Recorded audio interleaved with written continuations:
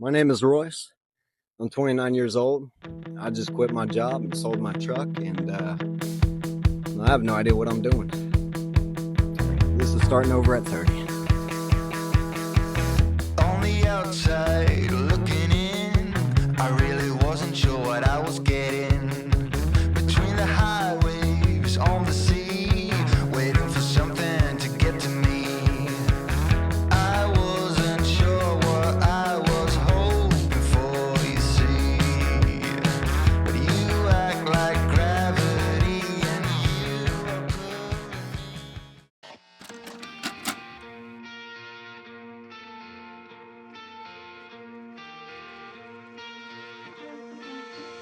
So yeah, cat's out the bag. I have no idea what I'm doing. And at this point, I'm just kind of wandering aimlessly. But at the very least, I do have one goal. Well, scratch that, I have two goals.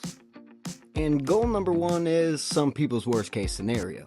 But for me and a select few, we see it as an adventurous undertaking.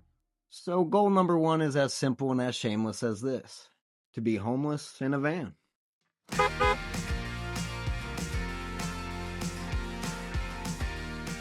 In our top story tonight, a nomadic lifestyle is rising across the country, giving people more freedom to travel instead of setting down roots. No utilities, welcome to van life. Already living a minimalist lifestyle on the road. Why the move to van life continues to grow in See, I've always popularity. loved the idea of van life, and have even attempted in the past. But this time is going to be a bit different, and might be a bit out of date to some. But for me, it's timeless. Toyota is who? Who's got the most payload of any small truck? Toyota is who? Who's got power? Who's got an electronically fuel-injected engine? And who else? Nobody. Who could ask for anything more? Toyota. So yeah, I'm looking for a 45-year-old Toyota camper. Not everyone's idea for life on the road, because as they are known to be reliable and quote-unquote bulletproof, they're also known to be quite hard to find. So after hours of scrolling and scrolling and scrolling, I can't seem to find one anywhere within 2,000 square miles of me. See, only a few thousand of these were ever manufactured, and I'm starting to realize this. So at this point, I'm kind of starting to give up. But with enough determination and a little bit of luck, things eventually fall into place when you want them to. And in this case, they did.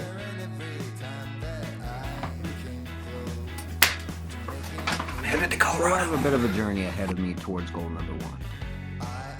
But before I ride off into the sunset and roll the end credits, we still have one more dream I want to talk about. And to talk about this, we need to go back. We need to go way back. See, from my earliest childhood days, I've always been a bit of a dreamer. And my first dreams and aspirations were all centered around one thing, and that was football. From 7 years old up until 19 years old, football was one of the most important things in my life. But unfortunately, as most childhood dreams do, realization eventually sets in. So I was left with, what do I do from here? What dream do I have now? See, most people were going off with at least an idea in mind, but for me, I had no idea. For a while, I just kind of felt like I was wandering, hoping that one day my calling would just smack me across the face. But you know what? It never did. No, I never got that epiphany moment of sudden realization of what my life goals should be. But instead, I got in moments of happiness that would eventually start to paint a picture for me. And one of those moments came about a week before my 23rd birthday, when I accepted a last-minute job offer to work in the Virgin Islands. Now, I was headed there to work a construction job that I really had no interest in. I just knew I wanted to be there. So I was a victim of drifting into a career. I would spend the next 5 years into building that career, in hopes that I could chase those moments. And for a time, it worked.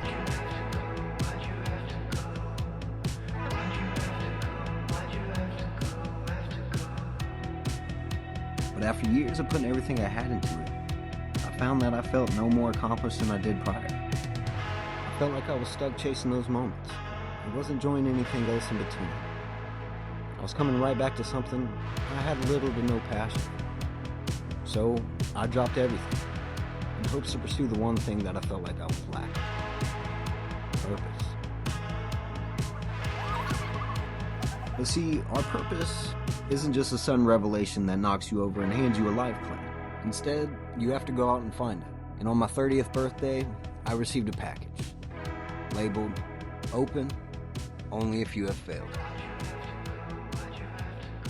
So, you have opened the box. That means things didn't go the way you planned. Or maybe they went exactly the way they were supposed to. I know you were playing every choice, every moment where you think you could have been braver, louder, faster, or even wiser. You're wondering if this failure defines you. If it proves something awful you've always suspected. But it doesn't. What it proves is that you tried. See, the fact is that you're reading this already tells me something important. You were crazy enough to risk disappointment. Regardless if you don't know where you're headed. Whatever makes you feel most alive, pursue those things at all costs.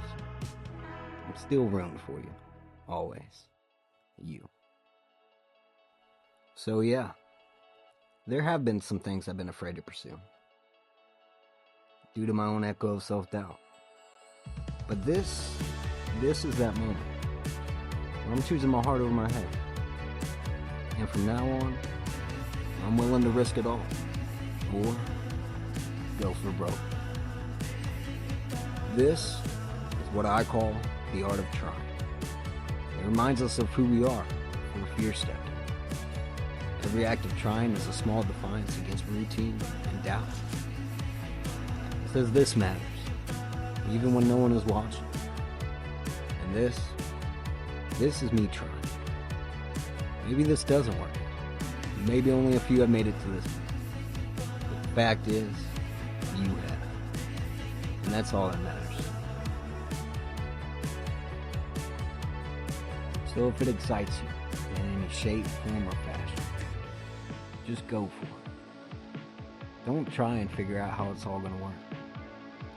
Life has a funny way of figuring out the problems that arise for you. So whatever it is, do it fearlessly. Anyways, that's goal number 2. Let's get back to goal number 1. Meet Calypso. She is a 43-year-old Toyota camper conversion, and she is a testament that some things are worth waiting for. Like a hero of mine, Jacques Cousteau, who bought his boat Calypso to follow his dreams and document the ocean, I too will follow my dreams and document the art of trying, in all its glory and all its failure. See, to me, going for broke isn't just the effort for success, but instead to pursue purpose. Whatever it is, tackle it with a sense of urgency. But not a sense of urgency to hurry up and get to the finish line where our idea of happiness is, but instead a sense of urgency to just enjoy the process along the way and appreciate the times that are already unfolding. See, our goal shouldn't be focused on finding the pursuit of happiness, but instead in just finding the happiness within the pursuit. So yeah, today is my 30th birthday. I honestly have no idea what I'm doing. But hey, at least I'm trying. This is starting over at 30. Godspeed.